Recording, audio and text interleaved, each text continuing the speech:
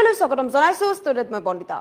কৃত্ৰিম বানৰ কবলত এইবাৰ জুৰিয়া চৌদিশে হাহাকাৰ অৱস্থাৰ সৃষ্টি হোৱা দেখিবলৈ পোৱা গৈছে বানৰ কবলত পৰিছে কেইবাখনো গাঁও হাজাৰ হাজাৰ বিঘা কৃষিভূমি এতিয়া চৌদিশে হাহাকাৰ অৱস্থাৰ সৃষ্টি হোৱা দেখিবলৈ পোৱা গৈছে লৈছো এই মুহূৰ্তত সবিস্তাৰে এই খবৰ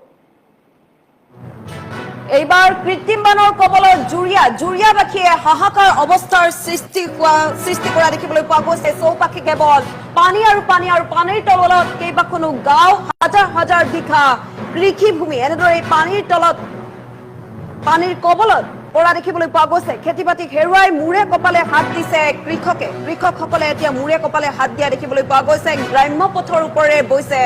একাঠু পৰ্যন্ত পানী এতিয়া গ্ৰাম্য পথৰ ওপৰে বৈ গৈছে নেৰানেপেৰা বৰষুণৰ ফলতে ভয়াৱহ কৃত্ৰিম বান পৰিস্থিতিৰ সৃষ্টি হোৱা দেখিবলৈ পোৱা গৈছে একাংশ অসাধু লোকৰ বিৰুদ্ধে কালভাৰ্ট নলা আদি আবদ্ধ কৰাৰ বাবে এনেধৰণৰ পৰিস্থিতিৰ সৃষ্টি হোৱা দেখিবলৈ পোৱা গৈছে শীঘ্ৰে কালভাৰ্টসমূহ মুকলি কৰি পানী নিষ্কাশনৰ সুব্যৱস্থা কৰিবলৈ দাবী উত্থাপন কৰিছে স্থানীয় লোকসকলে কৃত্ৰিম বানৰ কবলত এইবাৰ কৃত্ৰিম বানৰ কবলত পৰিছে জুৰিয়া চৌদিশে এতিয়া হাহাকাৰ পৰিস্থিতিৰ সৃষ্টি হোৱা দেখিবলৈ পোৱা গৈছে যিহেতু পানীৰ কবলত পৰিছে এতিয়া কেইবাখনো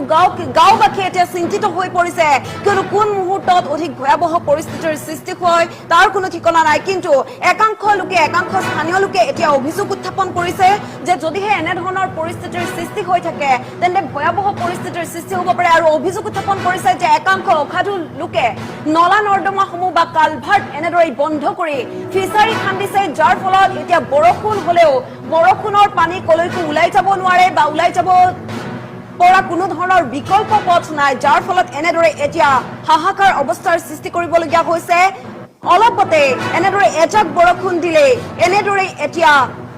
বানৰ কবলত পৰিবলগীয়া হৈছে কেইবাখনো গাঁও এতিয়া চৌদিশে হাহাকাৰ অৱস্থাৰ সৃষ্টি হৈছে যিহেতু কৃত্ৰিম বানত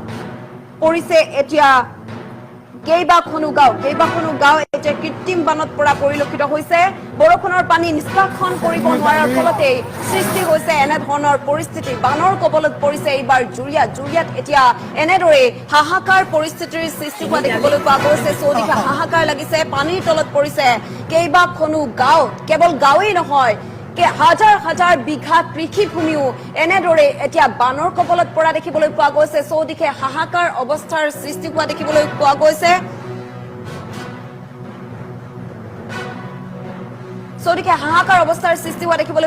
যিহেতু এনেদৰে এতিয়া একাংশ লোকে জীয়াতু ভুগিবলগীয়া হৈছে এনেদৰে ৰাস্তা ঘাট বিচাৰি হাবাথুৰি খাবলগীয়া হৈছে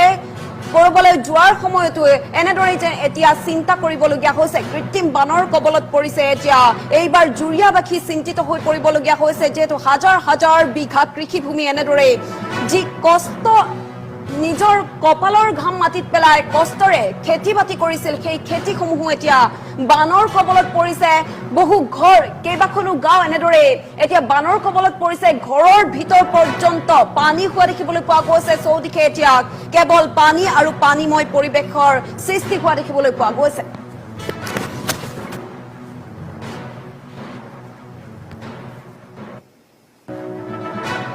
মই এখন গাঁৱতে জন্মগ্ৰহণ কৰা মই যি দেখিছো প্ৰবল বৰষুণৰ ফলত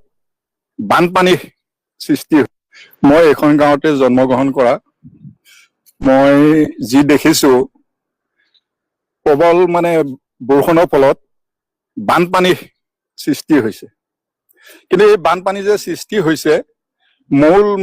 কোনো উৎস নাই উৎসৰ পৰা যে ধৰক ব্ৰহ্মপুত্ৰৰ পৰা আহিছে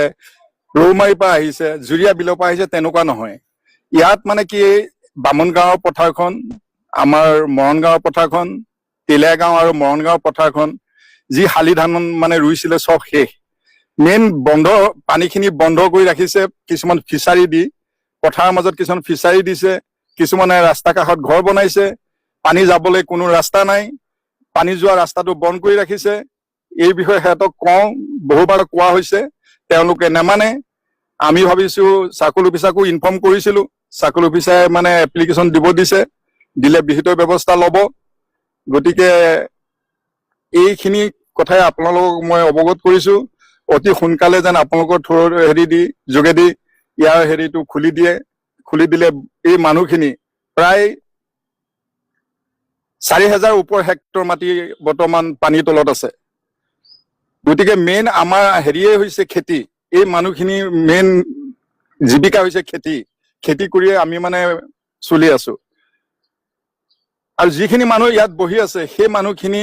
ইয়াৰ স্থায়ী বাসিন্দা নহয়, ক'ৰবাৰ পৰা আহিছে, আহি বহিছে। আৰু মাটি আমাৰ মানুহৰ মাটি, আমিয়ে বিক্ৰী কৰিছো। কিন্তু তেওঁলোকে খেতি কৰিম বুলি কৈ পেলাই এতিয়া শ্ৰেণী পৰিৱৰ্তন নকৰাকে তেওঁলোকে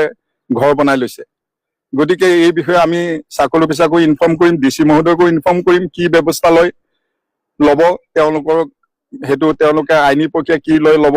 কিন্তু আমাক মুঠতে পানীৰ ৰাস্তাটো খুলি দিব লাগে। ফিচাৰী পাৰ বন্ধৰ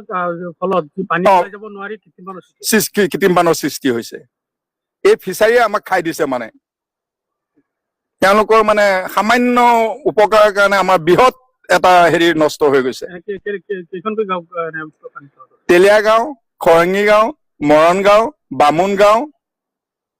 থিয় টাঙনি অলপ এটা পাৰ্ট।